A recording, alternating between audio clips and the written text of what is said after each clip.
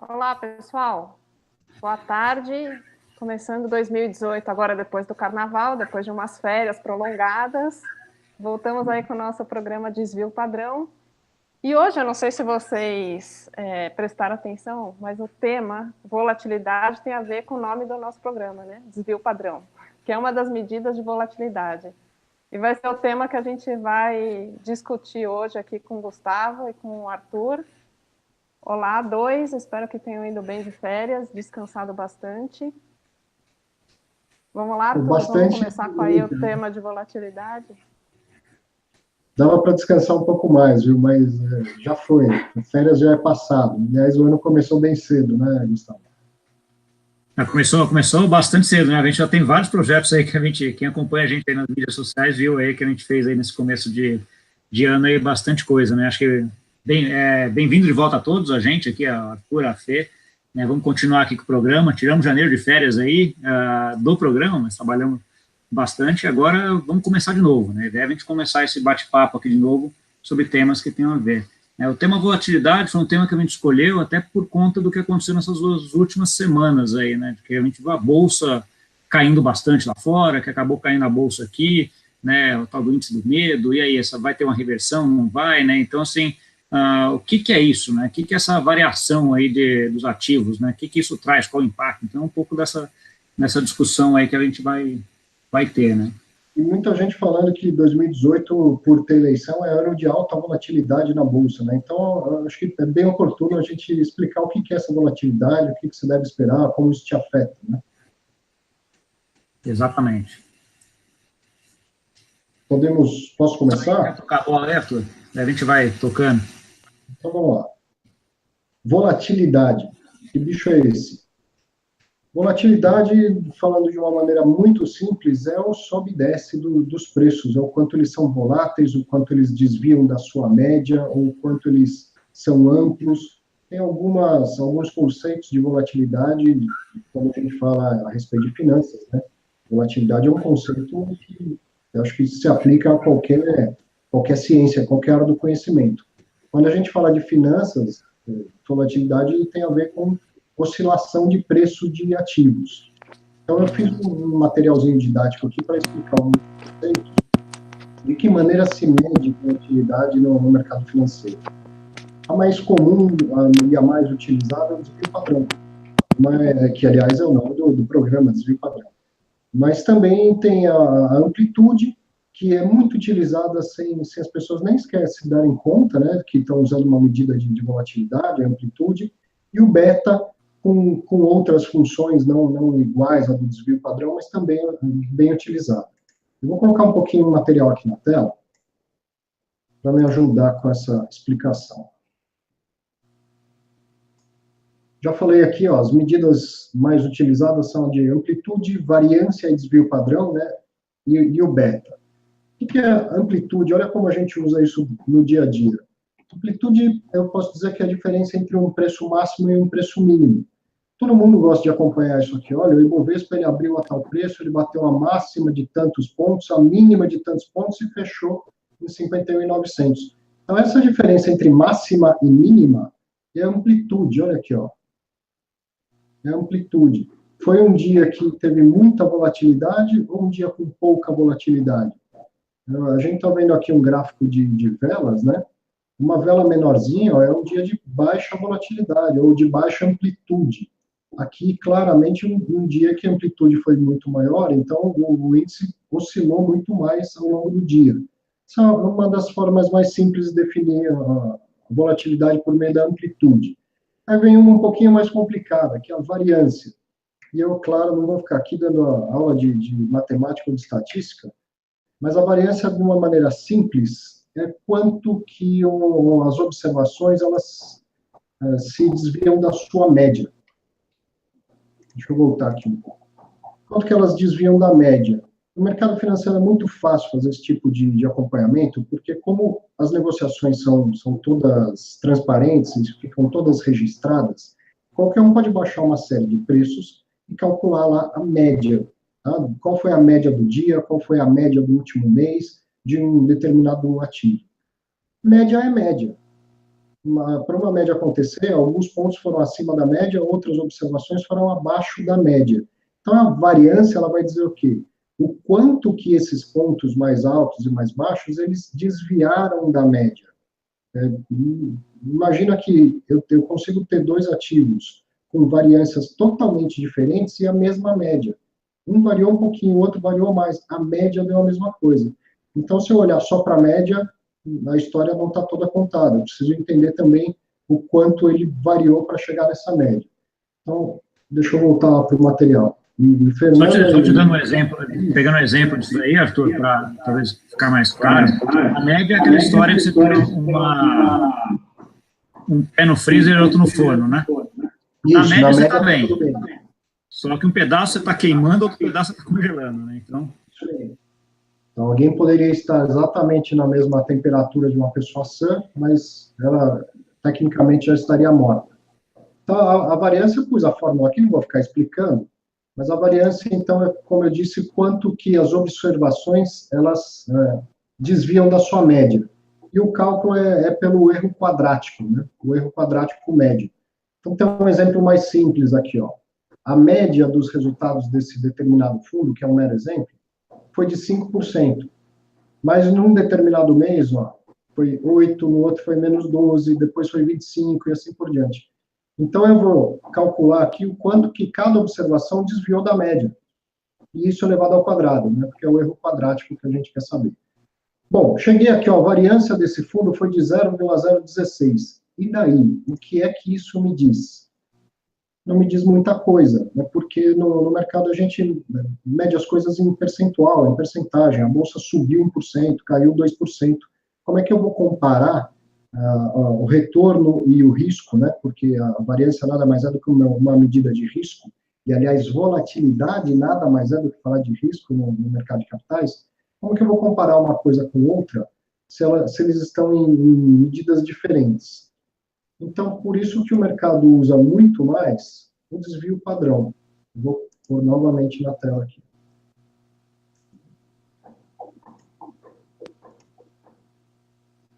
E o que é o desvio padrão? É simplesmente a raiz quadrada da variância. Por isso que eu fui mostrar a variância. Usa-se no dia a dia no mercado de capitais? Praticamente não. O que se usa é o desvio padrão. Porque depois que eu encontrei a variância, se eu extrair lá a raiz quadrada, eu chego no desvio padrão. E aí eu tenho um percentual. Então, a média foi 5%, o desvio padrão foi de 8%. Aí eu tenho uma medida de retorno, que é a média. A média é amplamente utilizada como proxy de retorno de um ativo, e eu tenho uma medida de risco, de volatilidade, que é o desvio padrão, e elas vão estar na mesma unidade. 5% de média e 8% de desvio padrão. A partir daí, eu posso fazer uma série de cálculos, uma série de raciocínios, para chegar no retorno ajustado pelo risco, que é o que importa, que é aquilo que o investidor deveria olhar. Só retorno não me diz nada, e sim retorno ajustado por risco. Daqui a pouco o Gustavo vai desenvolver isso aí melhor. Por fim, aqui, tem o beta. O beta, ele é uma medida de sensibilidade, tá? Claro que também mostra uma volatilidade, mas perceba que o desvio padrão, ou a variância, eu estou comparando um ativo com ele mesmo. O quanto as observações daquele ativo se desviaram da sua média. Quando eu chego no beta, eu estou comparando aquele ativo com algum outro referencial. Normalmente o Ibovespa ou um referencial da Bolsa como um todo. Poderia ser o Índice Brasil, o Índice Brasil 100, mas tem que ser um comparativo com o mercado como um todo, com a economia como um todo. Então, aí, por meio de uma regressão linear simples, eu chego nessa medida aí de sensibilidade. Se o Ibovespa aumentar ou diminuir 1%, o que vai acontecer com um determinado papel? E aí, o que você está vendo na sua tela aqui é um cálculo do beta de BVMF3. Tinha um beta 1,06, então muito próximo do que acontece com o Ibovespa como um todo. Tem ações que vão ter beta acima de 1, beta 2, 3, 4. Tem ações que vão ter beta 0,8, 0,7, então elas teriam menos volatilidade em relação ao mercado em geral. Acho que é isso, eu já falei bastante por enquanto. Vai daí, Gustavo. Falou bastante, eu diria até que... Você é formado em que mesmo, Arthur? Só para eu entender? Sou formado econometria? Sou formado em direito. Assim, eu acho que você é o único cara de direito que entende o que é variância, desvio padrão e dá aula sobre isso. Demorou bem depois da faculdade para eu aprender isso. Porque assim, a coisa, pessoal, a aula sobre aí de desvio padrão, variância é muito bem dada, né? Eu acho que é isso. A grande vantagem de você colocar desvio padrão é que você acaba linearizando e comparando e conseguindo comparar coisas que variam diferente, né? Então, assim, que tem média de rentabilidade diferente. Então, quando você coloca desvio padrão, você tem um negócio que tem média de rentabilidade de 1% e tem um determinado desvio padrão, e o negócio tem média de variação de 10% no determinado desvio padrão. Aí você consegue compará-los, né? Então, acho que essa é a grande vantagem, você consegue linearizar e fazer, porque senão você fica difícil, né? Varia 1% e tem um desvio padrão. E o negócio que na média rende 1% e varia 1%, e o negócio que na média rende 10% e varia 10%. Qual que é melhor? Né? Como é que a gente ajusta isso? Então, acho que o desvio padrão é uma das maneiras de você ajustar isso. Mas trazendo ainda mais, assim, talvez, para o dia a dia, né? O conceito de desvio padrão é um conceito mais complexo, tem muito cálculo para ser feito aí, a forma como se faz.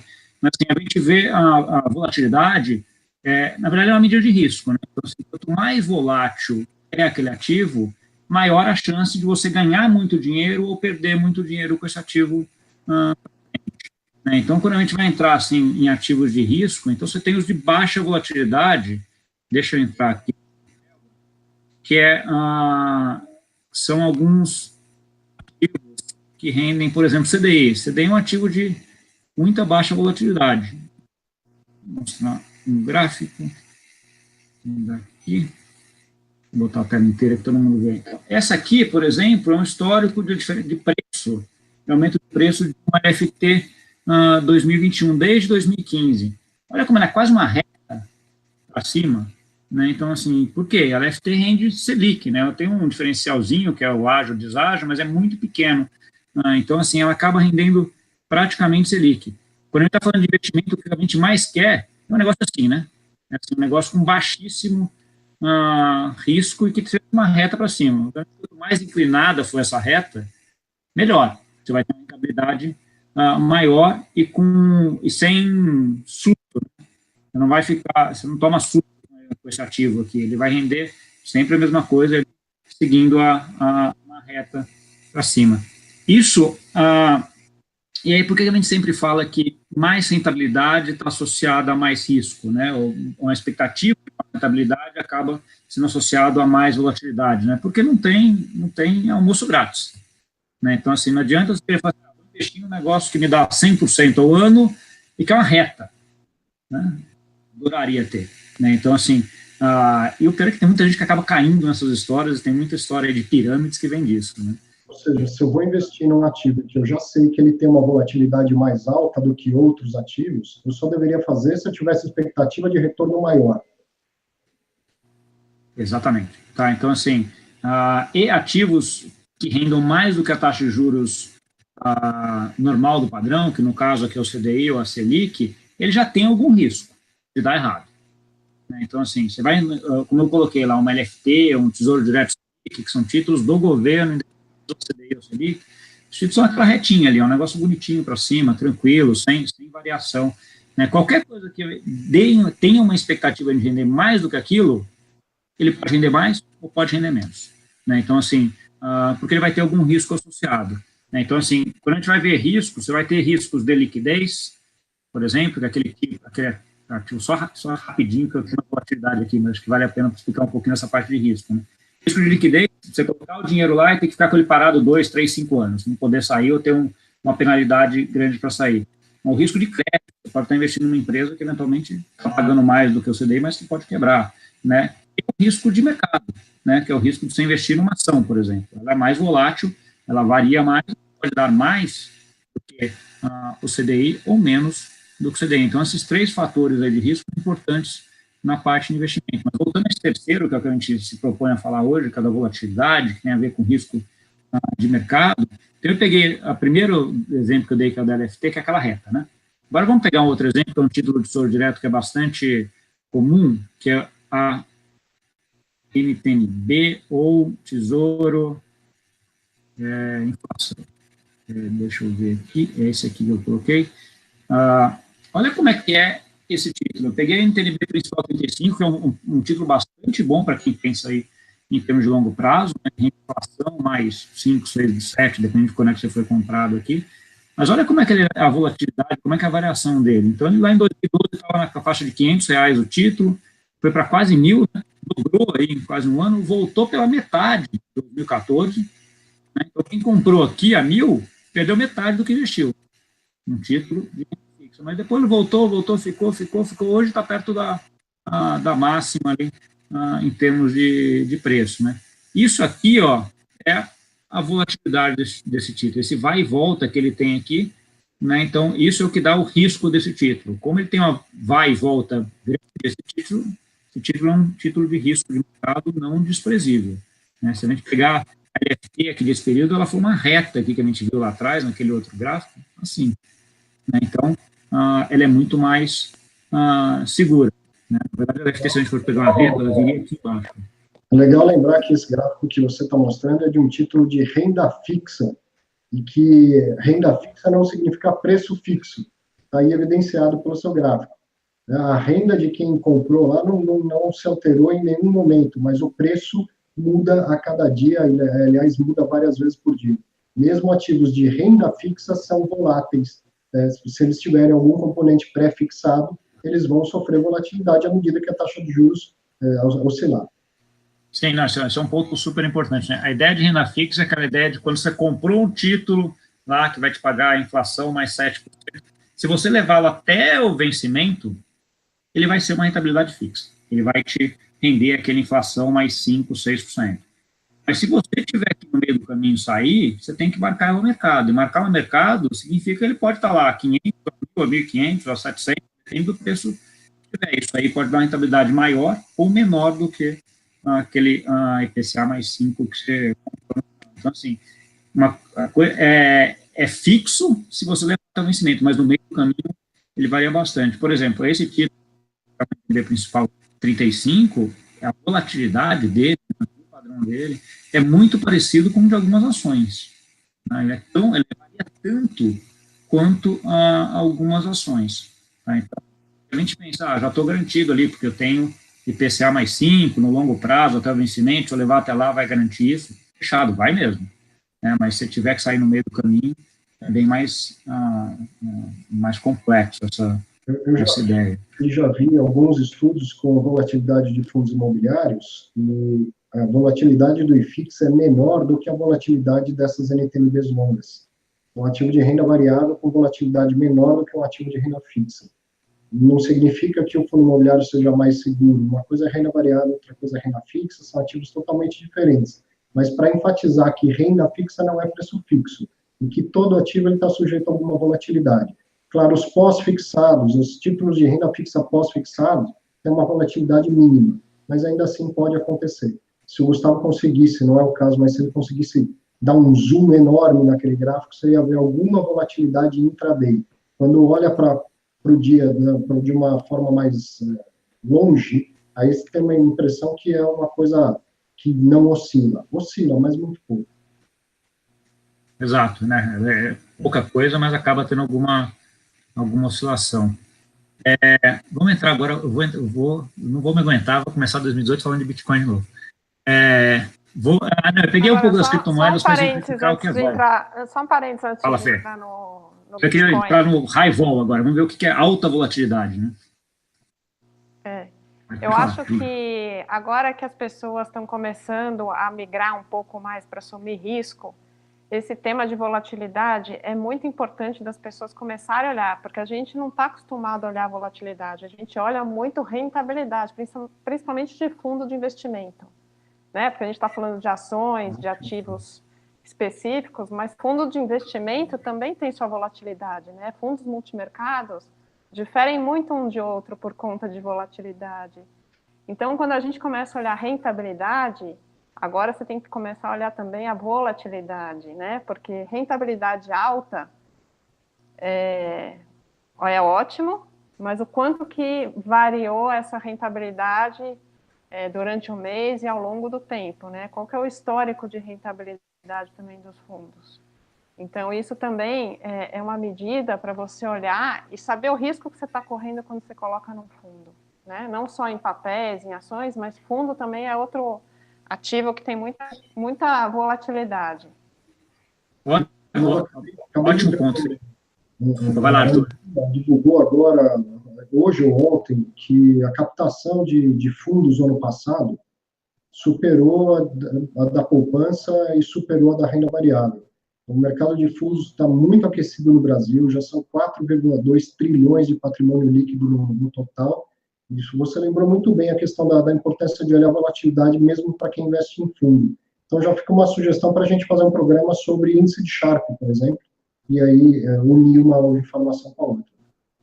Sim, concordo. E agregando um pouco nessa discussão, por exemplo, a gente tem algumas pessoas que querem diversificar meu patrimônio, porque agora o juros está muito baixo, onde eu vou diversificar?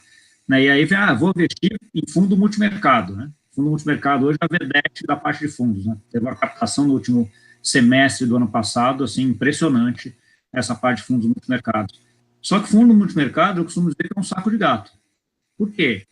Porque você tem fundos multimercados que têm volatilidades tão próximas de fundos DIs ou fundos renda fixas, que não é um fundo multimercado porque ele aplica em vários ativos, mas em termos de volatilidade ou de expectativa de rentabilidade, ele vai render muito próximo ali do fundo de renda fixa, que é um fundo de risco baixo, de volatilidade baixo. E, por outro lado, você tem multimercados que, em episódios como foi o do Joesley, caiu 7% no dia.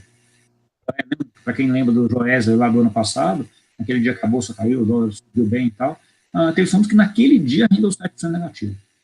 Então, ou seja, aí, fundo multimercado, teve fundo multimercado que não sofreu nada, porque ele não tem risco de volatilidade baixa. Então, assim, tem fundos multimercados e fundos multimercados. Tem que saber onde você investe. Esse ponto da feira acho que é totalmente relevante num cenário hoje de juros mais baixos, né? Porque juros mais baixos, você acaba tendo um apetite a risco maior, né? Porque, assim, você conseguia lá, até quando o juros estava 14, que dava mais ou menos 1% de juros ao mês, uma aplicação de uma Tesouro Selic, de um fundo DI, etc. Tal, hoje você está conseguindo menos de 0,5%. De 25 para 6,75, né? E como é que você vai conseguir rentabilizar mais do que isso, né? Via risco. E aí é um dos 3 riscos lá que eu falei, né? Risco de mercado, liquidez ou crédito. Você vai para o extremo da volatilidade, a gente tem 7 minutos ainda, você quer mostrar eu só quero mostrar o que é um negócio volátil. Aí a gente vai, que todo mundo, vamos mostrar um negócio volátil, deixa eu entrar aqui. Nem calculei qualquer desvio padrão, não, mas deve ser um negócio de louco, que é as criptomoedas, né? Que é a parte do Bitcoin. Olha, isso aqui é um gráfico do Bitcoin em dólares, tá? Eu peguei desde novembro do ano passado, é curto, não tem nem longo. Se eu pegar aqui mais longo que isso aqui, ele saiu lá de 0 qualquer coisa. Tá, mas aqui, você vai vendo que ele estava, aqui ele valia mais ou menos uns 5 mil dólares, 6 mil dólares, depende, 20 mil dólares, ele ficou por 4. Aí, de repente ele voltou para 6 mil aqui de volta. Né? Ou seja, dividiu por 3, pegou o valor, 1/3 do valor, e agora está voltando a subir um pouco. Né? Isso aqui é uma volatilidade que você não vê em praticamente nenhum ativo existente aí, né? Assim, ativos regulados, vamos dizer assim. Tá? Então, por que tem isso? Porque é um negócio totalmente desregulado, é uma tecnologia muito bom, mas está começando. Então, assim, a volatilidade do preço dos ativos é muito bom. Isso acontece em qualquer coisa que está começando, né? Então, assim, tecnologia emergente. Certo? Essa o Bitcoin, no caso, é o mais fácil da gente ver, porque ele tem precificação diária. Mas qualquer tecnologia, se a gente for pensar lá em empresas que começaram a trabalhar no WWW atrás, teve um monte que começou e que quebrou. Né? Por quê? Mas a gente nem viu, porque ela não tinha ação, não tinha nada que se medisse esse resultado dela no dia a dia. O Bitcoin a gente tem. Né? Então, assim, é isso. Ele multiplica por 3 em 3 meses, cai pela metade em uma semana e segue o jogo. Isso é volatilidade, isso é risco. E o VIX, Gustavo, que você preparou aí também? O VIX daí é uma medida do mercado padrão aí, que é um índice de volatilidade lá da Bolsa dos Estados Unidos. ele mostra, vamos lá aqui nele, ele é tido como que a gente chama de índice do medo. Eu peguei até esse gráfico do exemplo do conta corrente da Globo News. Né? Olha, ele é assim, ele é o cálculo da média da volatilidade implícita das opções. Esse é o que tecnicamente é. O que ele quer dizer? Quando as pessoas têm um medo maior do que vai acontecer para frente, ele sobe, porque elas acabam comprando opções ou pagando prêmios mais altos para fazer um seguro. Tá? Então, aconteceu em 2008, lá onde é que ele foi? Aconteceu em 2010, que se não me engano que era a Grécia, uma coisa de China. Aconteceu em 2015, lá, quando teve um pouco da eleição do Trump. E aconteceu agora de novo, agora em comecinho de fevereiro, subir aqui para essa faixa de 40, que é uma faixa que incomoda. Né? Por que aconteceu isso daqui? O que quer dizer isso? Quer dizer que a indefinição em relação ao cenário futuro está maior. Né? Os agentes têm uma expectativa aí mais dividida em relação a para onde vai a economia, para onde vai a bolsa. Tá? Esse dia que ele subiu foi por conta de os dados da economia americana virem mais fortes do que se esperava. Então, começou com o Banco Central lá, talvez tenha que subir os juros mais do que era a expectativa. Então, assim, a gente falou, se ele subir os juros, a bolsa que estava na máxima, né, a bolsa tinha subido alguma coisa, uns 28%, se você pegar em 12 meses, caiu 5%. Isso significa dizer que é uma reversão, que é para ter medo?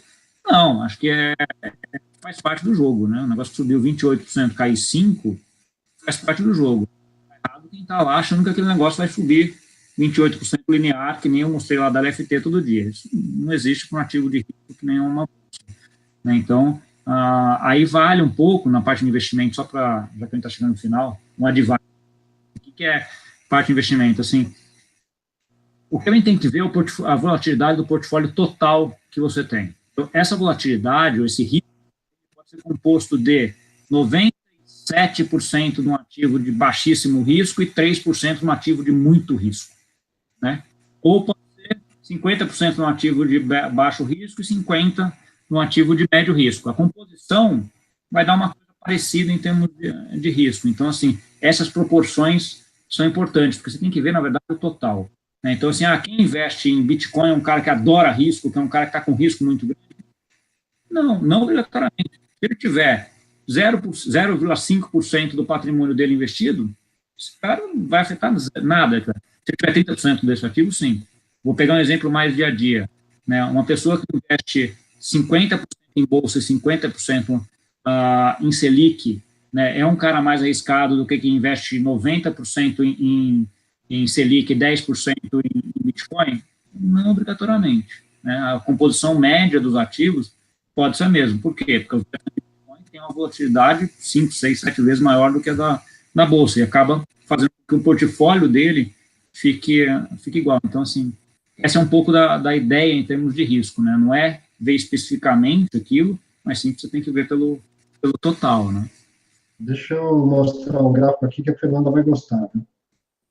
Em tese mesmo, de acordo com a teoria de finanças, quanto maior a volatilidade, maior deveria ser o retorno, correto? Mas acontece que, empiricamente, as pessoas têm observado que nem sempre é assim. Então, já tem uma teoria de finanças que é chamada da anomalia da baixa volatilidade. E aí os estudos têm olhado para trás e mostrado que ativos com baixa volatilidade, muitas vezes, dão retorno maior do que os ativos de alta volatilidade. Olha que interessante, a gente tem aqui no Brasil, a gente tem um índice de baixa volatilidade no Brasil, ele é calculado pela Standard Poor's. Então, aqui está a definição dele, tá? Ele acompanha o desempenho das ações de menor volatilidade, ou seja, ele calcula o desvio padrão delas e inclui no índice as que têm o menor desvio padrão, que tem menor volatilidade. E eu vou aumentar esse gráfico para ficar mais fácil de você assistir aí. Olha que interessante, ó. A linha azul clara é o índice de baixa volatilidade, aqui no Brasil, composto por ações do Brasil. E o azul escuro é o índice Brasil 100, é algo parecido com o Ibovespa. Bom, se a volatilidade dessa linha clara, azul mais clara, é menor, o retorno deveria ter sido menor. Mas você olha aqui, consistentemente, o retorno foi bem maior. Então, isso tem sido uma nova linha de estudos na teoria de finanças, né? A anomalia da baixa volatilidade e os estudos têm caminhado para as questões comportamentais, tá? Porque, de fato, de acordo com a teoria tradicional de finanças, isso não faria sentido. E vou chamar a atenção também para um artigo que eu publiquei recentemente, eu e o Ricardo Goulart Serra, na resenha da B3. E a gente comparou, então, o retorno e o risco do índice de fundos imobiliários, o IFIX, com vários índices de ações. E aconteceu algo parecido. O IFIX, ele entregou exatamente a mesma rentabilidade, estatisticamente falando, mas com volatilidade muito menor. E aí isso tromba com a teoria de finanças. E aí a gente investigou um pouco mais, eu não vou contar o final da história, mas como a gente falou no começo aqui, a média ela não conta a história toda. Então a gente foi investigar a outra parte da história, e aí a teoria de finanças conseguiu, né, se encaixou novamente. Em alguns momentos as ações mostraram que de fato podem retornar mais do que os fundos imobiliários e podem também cair mais do que os fundos imobiliários. Entra na resenhab3.com.br, procura esse artigo técnico lá que vale a pena ler. Boa, boa. Acho que tem uma outra coisa, essa parte de finanças tem mudado muito, né, Arthur, que a gente tem visto, essa parte de behavior finance, que é o tudo que você comentou aí, está vindo tudo, até porque os agentes acabam não sendo tão racionais que nem a teoria anterior que era. Né? É um ponto importantíssimo, assim. Outra coisa que tem também aqui no Brasil, assim, são poucas ações que no longo prazo, aqui no Brasil, acabam batendo no CDI. Né? Então, isso não quer dizer que vai ser assim para frente, né? Mas por quê? Porque você teve uma taxa de juros muito alta aqui, né? Lembra? Não muitos anos, a gente tinha juros de 35%, 30% ao ano. Né? Então, assim, é difícil ter um business ou alguma coisa alguma empresa que renda mais do que isso. Vai para frente. É a anomalia do dinheiro de graça, né, Gustavo? A anomalia do governo com a taxa de juros alta para controlar a inflação, né, que é o que a gente teve que pagar. Então, desse lado também se acaba fazendo com que algumas teorias de finanças que valem para os Estados Unidos, por exemplo, que é a história de quem é jovem tem que ter uma porcentagem de renda variável muito grande lá, porque a renda variável no médio prazo tende a render mais alta. Aqui no Brasil isso não se aplicou muito nos últimos 20 anos, né, porque sendo jovem era melhor colocar no CDI, porque as ações tinham uma volatilidade e uma expectativa de rentabilidade mais baixa do que os Estados Unidos. Então, essa é uma outra coisa para tomar um pouco de cuidado quando você vai aplicar essas teorias aí internacionais aqui, né? Mas Gostou da baixa volatilidade, Fernanda? Tem sua cara? O quê? O que tem minha cara? Cortou. Baixa volatilidade? Eu sou baixa volatilidade e alto retorno. Se a gente conseguir chegar nessa equação aí, é a minha cara. Eu sou nessa anomalia, eu gosto dessa anomalia aí. Boa. Bom, tempo estourado. Dicas? Temos dicas? Tá bom. Dicas, acho que é tirar... Ultimamente... Fê. Não. Não, as minhas dicas, ultimamente, eu ando aqui na corrida para ver os filmes do Oscar. Então, eu ando na maratona filmes do Oscar. Estou vendo quase todos aqui. E eu vou te dizer que eu não tenho gostado muito deles, então, não. Qual que você viu que é bom? Eu acho que os filmes estão meio fraquinhos. Por enquanto, o que eu gostei foi Destino de uma Nação, que é a história lá do Churchill. Mas eu acho que tem um forte concorrente que eu quero ver, que é o The Post, que me falaram que é bom. E Trama Fantasma, mas não sei, eu acho que é meio suspense. Agora, o resto, te juro, achei muito ruim. Muita gente diz que o cinema americano se tornou dirigido aos adolescentes, né? E que o cinema que você está procurando aí, que nenhum dos filmes te agradou, eles estão nas séries, né? Principalmente... Não, esse do Church eu gostei bem, viu? Eu assisti, achei bem legal a história. E o ator trabalha muito. Eu mais gostei, e ele trabalha muito, assim, achei bem legal o filme. E é histórico, né? A história inteira. E acho que conta um pouco do que ele é. Uma série que conta a história dele. E me pareceu, assim, similar. Né? Assim, todo mundo falando a mesma coisa. O cara é uma cabeça. Né? Não, ele tá muito bem. Esse filme foi o que eu gostei. O resto...